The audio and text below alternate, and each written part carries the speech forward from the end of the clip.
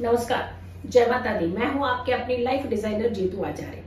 होलिका दहन यानी होलिका दहन का जो समय होता है वो सारी समस्याओं के समाधान का समय होता है। लेकिन होलिका के जो 8 दिन होते हैं, अष्टक जिसे कहते हैं, होला अष्टक, यानी होली से पहले के जो 8 दिन होते हैं, अगर उस बीच में कोई भी किसी भी तरह के त्योहार आते हैं और वो त्योहार बहुत ही अमेजिंग त्योहार होते हैं, यानी किसी भी समस्या को खत्म करने के लिए उन त्योहारों की भूमिका और भी ज्यादा प्रबल होती है। जैसे भूम प्रदोष, आमले की एकादशी, ये होलाष्टक में आ रही है।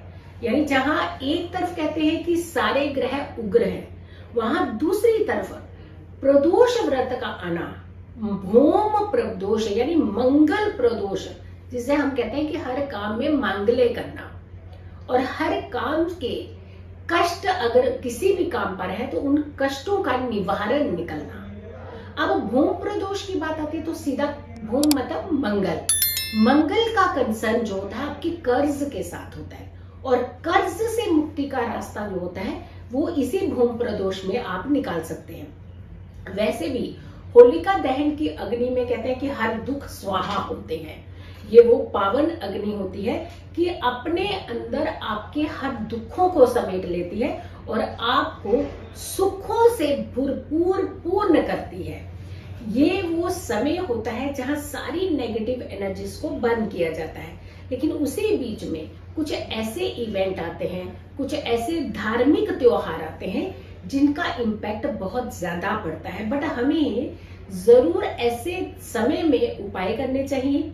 ऐसे समय में किसी खास जुड़ी हुई समस्या, यानी जैसे हम भूम प्रदोष की बात कर रहे हैं तो सीधा कंसर्न मंगल से। मंगल मीन्स आपके कर्ज के कारक होते हैं, तो कर्ज से मुक्ति का रास्ता मिलता है। फिर बहुत सारे ऐसे लोग होते हैं जिनकी कुंडलियों में मांगलिक दोष होता है, उन्हें बहुत अच्छे इस समय उपाय करने चाहिए।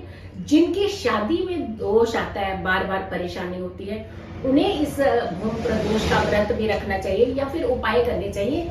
और इसके अलावा अगर कोई व्यक्ति ज्यादा बीमार होता है, घटनाओं का खास करके शिकार होता है, बीमार तो होता ही बट उस साथ साथ घटनाओं का शिकार होता है, जैसे बार बार गिर जाना, चोट लग जाना, एक्सीडेंट हो जाना, तो ऐसे लोगों को भी भूम प्रदोष का व्रत या तो कर सकते हैं, जरूर करना चाहिए। अदरवाइज उन्हें पूजा पाठ विधि विधान जरूर करना, क्योंकि इस समय भगवान भोलेनाथ भर भर करके आशीर्वाद देते हैं, बहुत प्रसन्न होते हैं। जैसे कहते हैं ना कि भूम प्रदोष यानी मंगलवार को पड़ने वाला प्रदोष बहुत इंपॉर्टेंट होता है। शनिवार का प्रदोष, शनि प्रदोष व्रत जिसे हम कहते हैं, जो शनिवार को प्रदोष व्रत, और प्रदोष व्रत का त्रयोदशी तिथि के साथ खास कंसर्न होता है। और त्रयोदशी तिथि वैसे भी आपके कष्टों के निवारण की तिथि होती है, आपको तकलीफों से बाहर निकालने की तिथि होती है। बहुत उत्तम तिथि मानी जाती है जब किसी की जिंदगी में बहुत ज्यादा रुकावटें हो, हर्डल्स हो, परेशानियां हो, और ऐसे में अगर वो प्रदोष का व्रत उस समय कोई खास उपाय करते हैं तो उन्हें जल्दी जो होता है लाभ मिलता है। सोम प्रदोष तो डेफिनेटली बहुत चमत्कारी होता ही है। सोम प्रदोष, भूम प्रदोष और शनि प्रदोष, ये तीनों प्रदोष बहुत ही कमाल के होते हैं, बहुत महत्वपूर्ण होते हैं। और ऐसे में खास करके उपाय जो होते हैं वो जरूर आपको करने चाहिए। खास दोषों से मुक्ति के उपाय करने चाहिए। जैसे शनि प्रदोष होता है तो शनि के निवारण के लिए आप बहुत सारे उपाय रेमेडीज करते हैं, शनि दोष को दूर करने के लिए उपाय कर सकते हैं। सेम साइमल्टेनियसली ऐसे ही मंगल प्रदोष व्रत में आप कर्ज की मुक्ति के उपाय कर सकते हैं। इसके अलावा अगर आपकी शादी में हर्डल्स आ रहे हैं या फिर मांगलिक दोष है, परेशान है, तो आप उनके भी उपाय आप इसी समय कर सकते हैं। ज्यादा किसी को घटनाओं का शिकार होना पड़ रहा है, बार बार होते हैं, उनके भी उपाय इस समय किए जाते हैं। यानी मंगल ग्रह की पर्टिकुलर शांति के लिए मंगल प्रदोष व्रत जो होता है वो रखा जाता है, जिसे हम भूम प्रदोष व्रत कहते हैं। अब ये व्रत आपकी परेशानियों का तो अंत करता है, दुखों का तो अंत करता है, लेकिन प्रदोष व्रत है कितने बजे से कितने बजे तक का, यानी जब आपने उपाय करने हैं, उपाय बताएंगे आप आपको क्या करने चाहिए। अगर आपको उपाय करने हैं तो आपको किस समय से किस समय के बीच में करना है। जैसे त्रयोदशी तिथि की बात करते हैं, और त्रयोदशी तिथि में प्रदोष काल यानी समय का वो काल जहां इस व्रत का अहमियत ज्यादा होती है। वैसे तो व्रत की हमें तो सूर्योदय से शुरू हो जाती है, लेकिन जहां कोई भी खास एनर्जी ज्यादा एक्टिवेट होती है किसी खास समय में, उस समय में अगर आप उपाय करते हैं तो आपको लाभ ज्यादा मिलता है। अब त्रयोदशी तिथि की बात करते हैं तो ये शुरू कितने बजे हो रही है? मंगलवार का दिन 15 मार्च का दिन, क्योंकि प्रदोष व्रत जो है वो आपको 15 तारीख को रखना है। मंगलवार का दिन 15 मार्च दोपहर 1:12 से जो तिथि शुरू हो रही है त्रयोदशी तिथि, वो तिथि जो है समाप्ति की ओर जाएगी 16 मार्च दोपहर 1:38 तक की।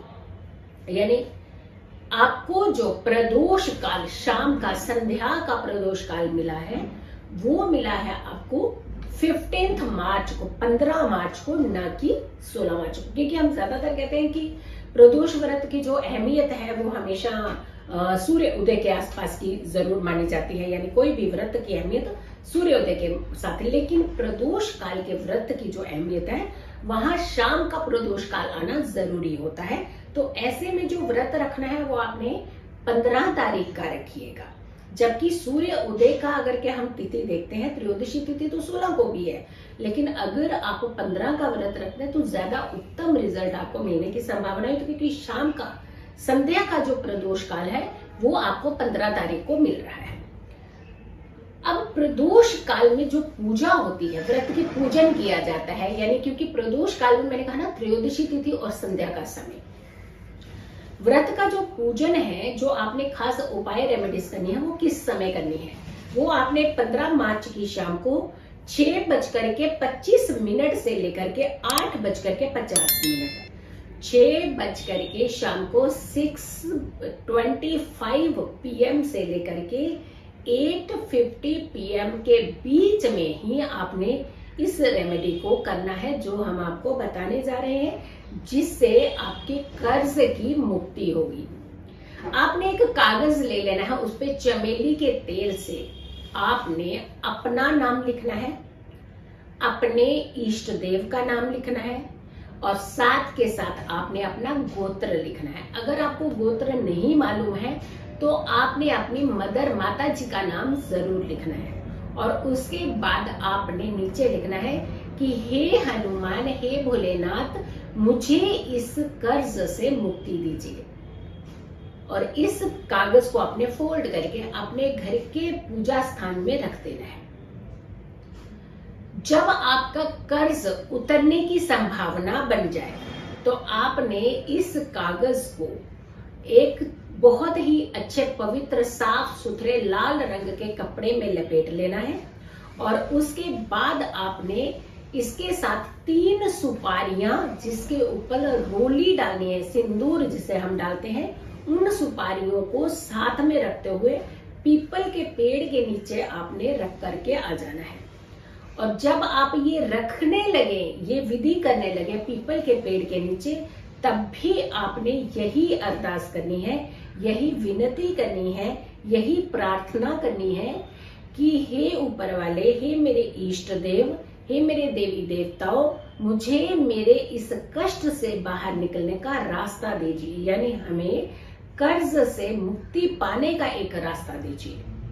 अब ऐसा नहीं होता है कि कोई आपने उपाय किया तो भगवान ने धरती पर एकदम छलांग लगाई और आपके कर्ज जो उतर गया, ऐसा नहीं होता। आपको करना क्या होता है, आपकी अपनी श्रद्धा और भाव से जब किसी भी उपाय को आप करते हैं तो आपको ये रास्ता मिलने लग जाता है, आपके जीवन के कष्ट जो है वो दूर होना शुरू हो जाते हैं। और अगर जिनकी शादी का दिक्कत आ रहा है, परेशानी हो रही है, जिनको बहुत ज्यादा दिक्कतें रहती है, तो उन लोगों को एक पीले रंग का कपड़ा लेना है, उसमें आपने लिखना है कि हमें शादी की इस समस्या, जो हमारे जीवन में समस्या आ रही है, जो शादी के बंधन को रोक रही है, बांध रही है, उस समस्या का समाधान निकालिए हे भोलेनाथ। और आने वाला प्रदोष, भूम प्रदोष व्रत का मैं व्रत जरूर रखूंगी या रखूंगा। तो आप ऐसे विनती करते हुए उस पर लिखना है, आपने उस कपड़े पर, बट आपको लिखना है गंगा जल से। गंगा जल से लिख सकते हैं, और आपने अपने हाथ की जो फिंगर्स है वो आपने सेकंड फिंगर यानी अपने राइट हैंड की सेकंड फिंगर का ही सहारा लेकर के आपने इसे लिखना है और भोलेनाथ को अर्पित कर देना है। यकीन मानिए आपके लिए रास्ता भी इख्तियार होगा और साथ के साथ आपको मंजिल तक भी वो रास्ता लेकर के जाएगा। तो ये भूम प्रदोष व्रत आपके जीवन में आपकी सारी समस्याओं को खत्म करेगा।